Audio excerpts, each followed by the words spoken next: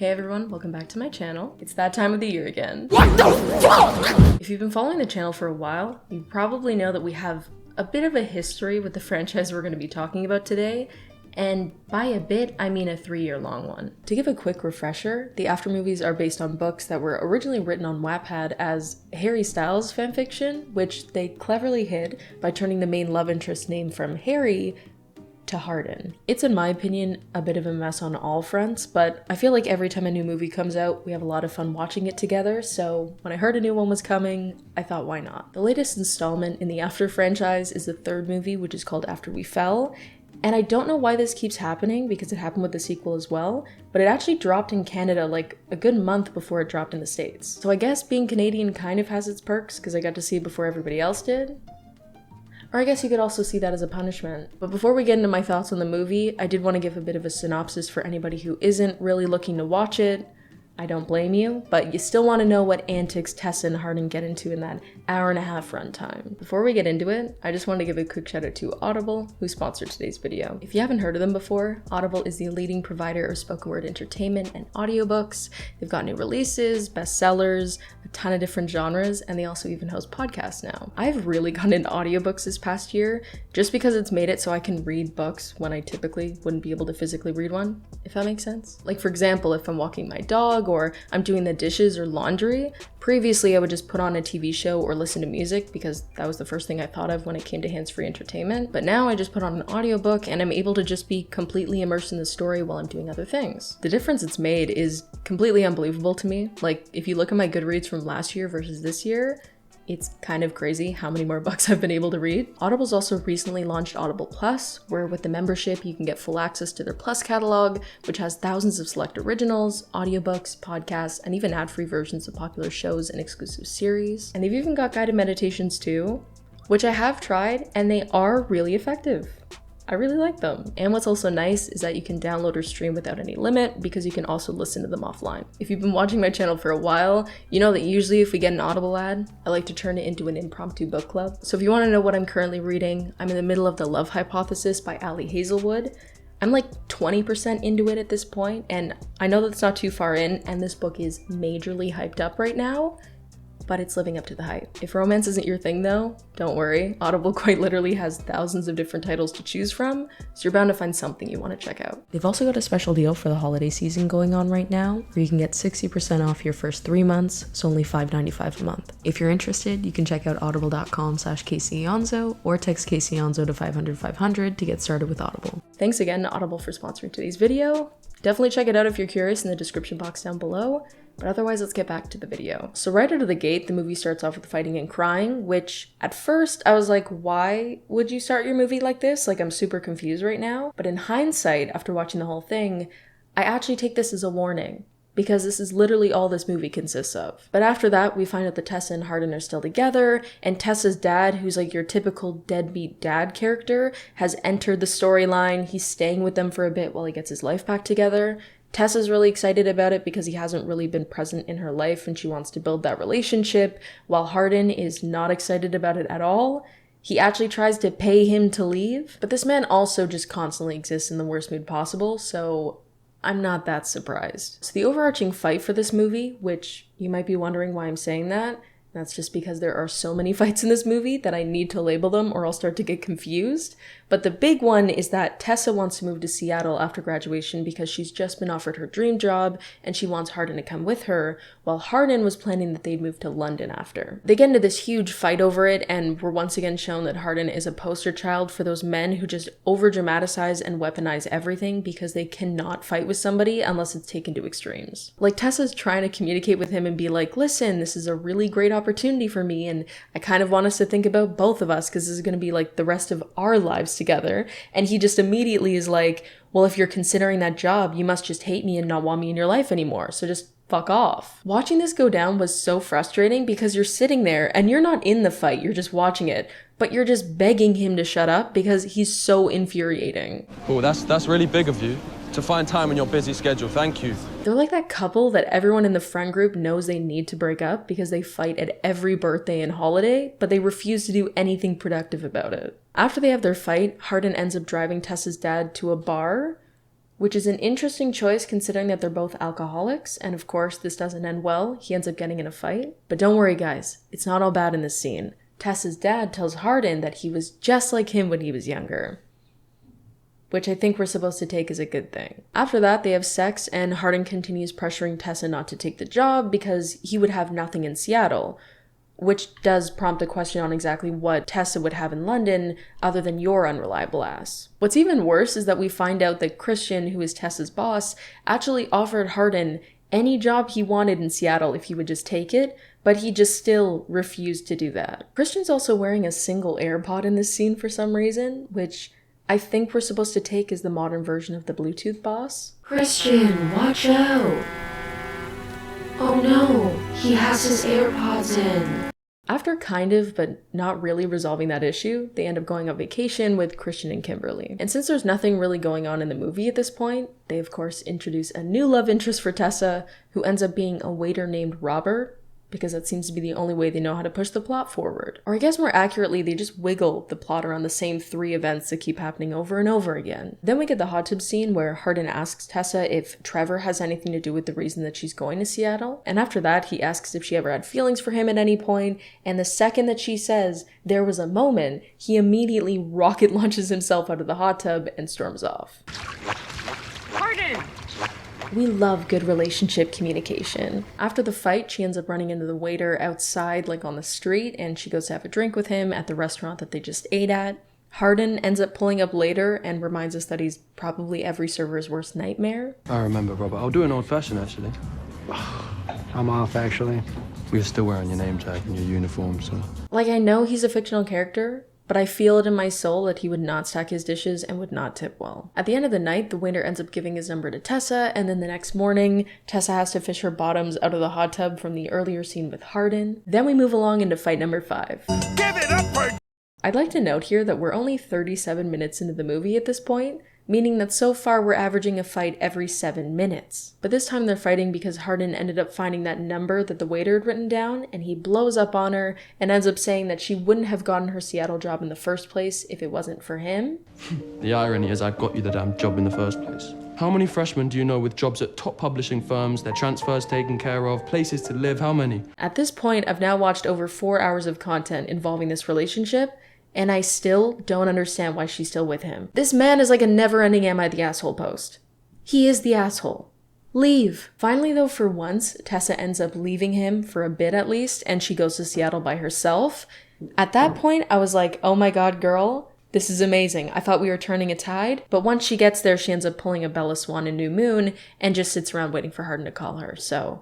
it's an L. Which when that phone call does finally arrive, it's like a perfect example of why they shouldn't be together. When she picks up the phone and hears a girl in the background of the phone call, she hangs up, to which Hardin calls her back and says, LOL, I don't blame you because if I heard a guy in the back of your phone call, I'd freak out too. Like, I think we were supposed to take that as like quirky and cute, but that's kind of concerning. Like, you guys should not be together. Also, full offense, it is so weird to me that every parental figure in this movie is just constantly shaming Tessa into staying with Hardin. Like, anytime they get into a fight where he's clearly in the wrong, some sort of older person will swoop in and be like, Tessa, he's so much better with you.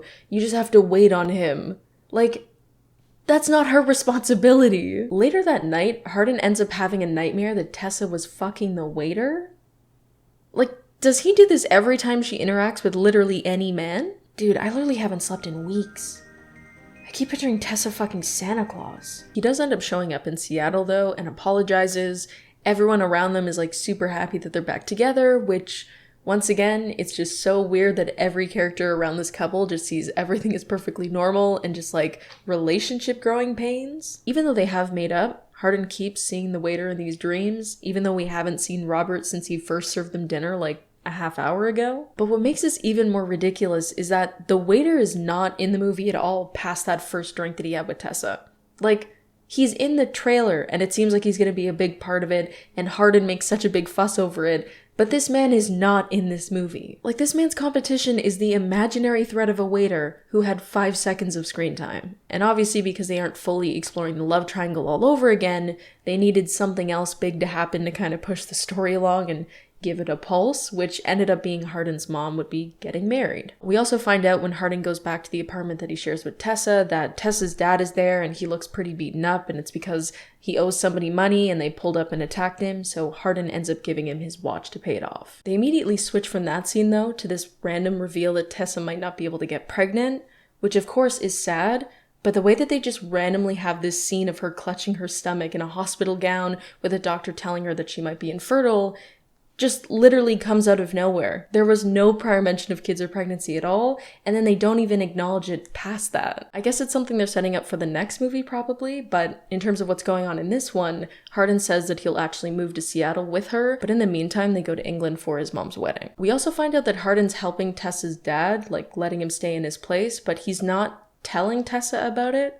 I don't really understand why he's doing that. More importantly, the night before the wedding, Hardin ends up catching his mom sleeping with a guy who she's not marrying the next morning. It ends up being Vance, which is made even messier because he has a kid on the way with his fiance. And I know this is gonna make me sound like an idiot because honestly, it was pretty stupid of me to not make this connection earlier, but they actually switched the actor who played Vance from the last movie. I did not realize this. So I was watching this going down, so confused as to why this was such a big deal, and then made the connection that it was supposed to be the same guy. I don't blame him for jumping ship though. It actually reminded me that Dylan Sprouse is nowhere to be seen in this either, and also the actor for Kimberly changed too. Like, they all left. After all of that drama though, Hardin's mom continues to get married the next morning. I guess nobody really had the common decency to tell this man what was going on. At least Christian's pregnant fiance Kimberly knows, but after she finds out, she gives us this weird life lesson. What do I do? I love him. Divorce, babe, divorce. She also tries to further rationalize the situation by saying that they have history together, so she can't compete with that. They have a history together. Which, once again, I would just like to understand the logic that this movie operates on, so I can get on that level, because it sounds like they're speaking French to me. Like, you're engaged to him and you're carrying his child, but you're okay with him cheating on you because they have history. What is going on here? That scene ends up leading into the reveal that Christian is actually Hardin's dad. I thought we already knew this. I don't know where I got that idea from, but I thought this was already like common knowledge in the movie, but it turns out it isn't. It's like a huge deal. Christian tells Hardin and he storms off. Tessa finds out from Kimberly. They power walk to each other to make out in the middle of the street, and then we're hit with a to be continued. This is the part where I personally found out there was going to be another movie after this. I thought After We Fell was the last one, but it turns out it's not. So now that we have the synopsis out of the way, what did I like about this movie?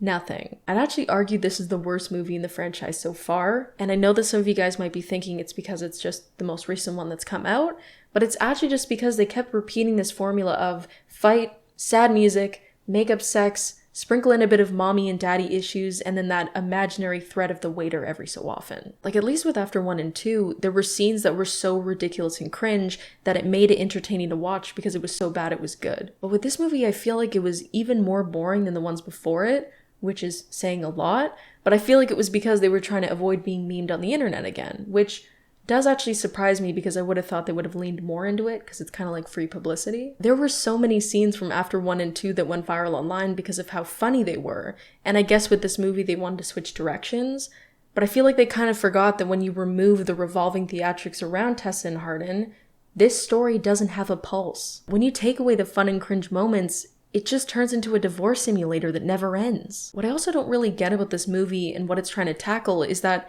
they're always excusing Hardin's actions because of his family, anger, and mental health issues, but they never actually show him trying to seriously tackle or resolve them beyond punching a bag in a gym or having sex. And it would be one thing if there was so much going on in the movie that they just couldn't fit it, but I'm not joking when I say they could have cut out a good 45 minutes of this movie and you'd still get the same story. Like, they totally could have fit that in. Of course, I have to acknowledge the bias that I'm practically predisposed to not enjoying these movies because they're all about this couple that I absolutely hate to see. So watching them trying to make it work for an hour and a half is practically torture because I'd love for them to break up. But while I was watching this movie and thinking about how it's progressed over the past 3 movies, I've been wondering what the fans actually think about it, because obviously they're super invested in the couple and they want to see more content of them. but I feel like the movies have become emptier and emptier to justify making more movies. I honestly think that this love story could have been covered in like 2 concise movies where you hit all the points you want to hit, but it just doesn't drag on like these current movies are. So I don't really get why they didn't do that in the first place. I get the more movies means more money, but at what cost? The characters haven't changed or grown at all, and they're in the exact same situation they were in the first movie. The details have just changed a bit. It feels like the slowest car crash I've ever watched in my life. I get that people are fans of this franchise mainly because it's steamy, but I just don't really understand why it being steamy has to come at the cost of every other element of this movie being bad. I just can't stop thinking about how empty this movie felt and how so many actors in it are leaving, yet they still decided they want to make another and want to stick us with it to be continued instead of just pushing that story into this. It's just so cash grabby and lazy. And I also don't give a shit about Hardin's parents' marital issues. Like, this is such a dumb change in focus. Practically everyone is jumping ship off this thing. We don't even get fucking Trevor or Molly. Like, at this rate, the next movie's gonna have Tyler Posey as Hardin and Tessa played by Camila Cabello. And to make matters worse, this movie has made absolutely zero noise online. With the last 2 releases, there were always the typical reactions on social media about how it looked like it was gonna be cringe, or even just fans drumming up genuine excitement for the movie. And at the end of the day, whether it's negative or positive, engagement of any kind is still promo. The only thing worse than people shitting on your movie is nobody talking about it at all. But this time around for After We Fell, it was crickets to the point where people didn't even know it had been released. And it makes me wonder what the final movie is going to look like, because at this point there isn't really room to change much. And about the cringe. I mentioned earlier how they took a lot of it out, but what I think is really interesting about that decision is how it shows that the After franchise is kind of in a lose-lose situation at this point. Before with the previous movies, the issue was cringe. Now that the cringe is gone and they didn't bother to replace it with anything else, you're left with an even more boring movie because some of the most reaction-worthy scenes for the audience are gone. It also completely wipes out the promo they used to get from people talking about it online. So it's either you keep the cringe that at least brings some life to the movie and accept it being over the top ridiculous, or you take it out and the movie feels less campy, but is pretty boring. I don't think that the lack of cringe is the only reason the movie isn't doing well. Since the movies keep repeating similar situations over and over again, people are bound to stop tuning in. But it definitely made me think a bit, because as these movies have been coming out, I've always mentioned how cringe they can get. But you know what? Maybe the cringe is needed. What's that saying? You never know what you have until it's gone. Maybe a part of me misses the screaming in the hotel room. Okay, maybe not. It just overall feels like this series has gone on for too long, assuming that their fan base would continue to show up for them just because they're invested in the characters. And listen, After isn't the first book to movie adaptation that's dealt with the problem of dwindling interest, but I just can't believe that they really could have ended this series with this movie, but instead they keep on stretching the storyline thinner and thinner by adding more movies as if they didn't already have barely anything to work with in the first place. I will be honest here though. If Anna Todd ends up ending this franchise with Tessa leaving Hardin, I will take everything I've said back, because that's on the shock level factor is Carlisle getting his head ripped off in Breaking Dawn Part 2. That would almost be too good. At the end of the day though, I can't knock Anna Todd for getting her bag. The whole One Direction stan wattpad writer to published author with a movie franchise pipeline was paved by her. I'm not saying that she's the first person to ever have fanfiction adapted into a movie, but when it comes to wattpad, that was all Miss Anna Todd. And what exactly was she gonna do?